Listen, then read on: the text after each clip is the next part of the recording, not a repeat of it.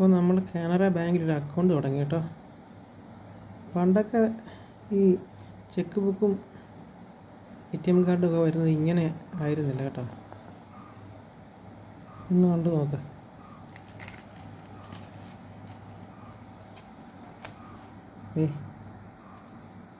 ഇതൊരു പൗച്ച് വെക്കുന്നുണ്ട് കേട്ടോ.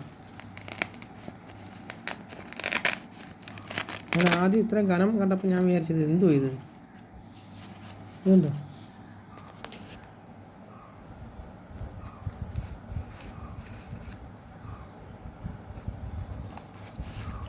ATM കാർഡിൻ്റെ കവർ ഇത്. ATM കാർഡ് വെക്കാനൊരു ഡ്രോ ഉണ്ട്, 2 ഡ്രോ ഉണ്ട് ATM കാർഡ് വെക്കാൻ. ഇവിടെ ഒരു ഡ്രോ, പാസ്ബുക്ക് വേണമെങ്കിൽ ഇവിടെ വെക്കാം കേട്ടോ. ഇവിടെ പാസ്ബുക്ക് വെക്കാം, ഇവിടെയും എന്തെങ്കിലും വെക്കാം. ഇവിടെ ഒരു ഡ്രോ ഉണ്ട്, ഇവിടെയാണ് വലിയ ഡ്രോ.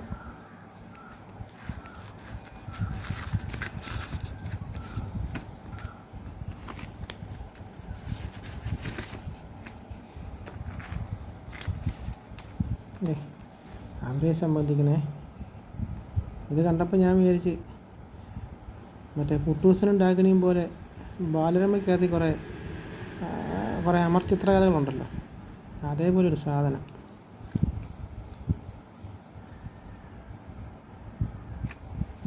എന്താണ് അത് തന്നെ. പക്ഷെ എന്തുതന്നെയാലും ഹിന്ദിയാണ് കേട്ടോ. കാനറ ബാങ്കുകാർ ഹിന്ദിയുള്ള.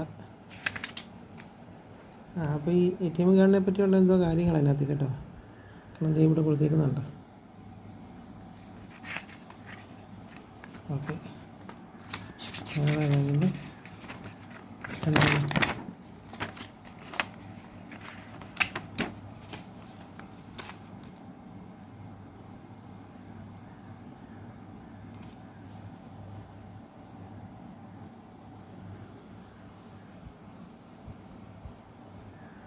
ഇങ്ങനെ ഒരു പേപ്പറുണ്ട്.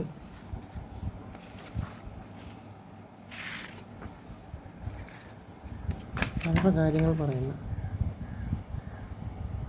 വാഹന വായ്പയുണ്ട്,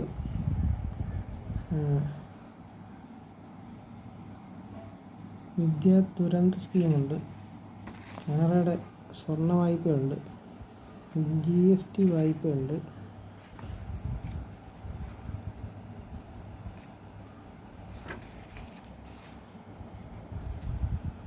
അങ്ങനെ കുറേ ഭവന വായ്പയുണ്ട്. അങ്ങനെ കുറേ കാര്യങ്ങളുണ്ട് കേട്ടോ അതിനകത്ത്. ക്രെഡിറ്റ് കാർഡും ഉണ്ട്.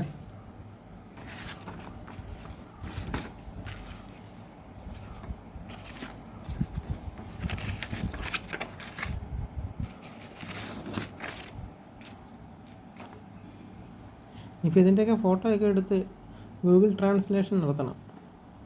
കാരണം ഇംഗ്ലീഷിൽ ഒരുപാട് മാർഗ്ഗമായതുകൊണ്ട് കുറച്ചൊക്കെ അറിയാം. എന്നിരുന്നാലും ഇതാണ് ചെക്ക് ലീഫ്, കാനറ ബാങ്കിൻ്റെ ചെക്ക് ലീഫ്.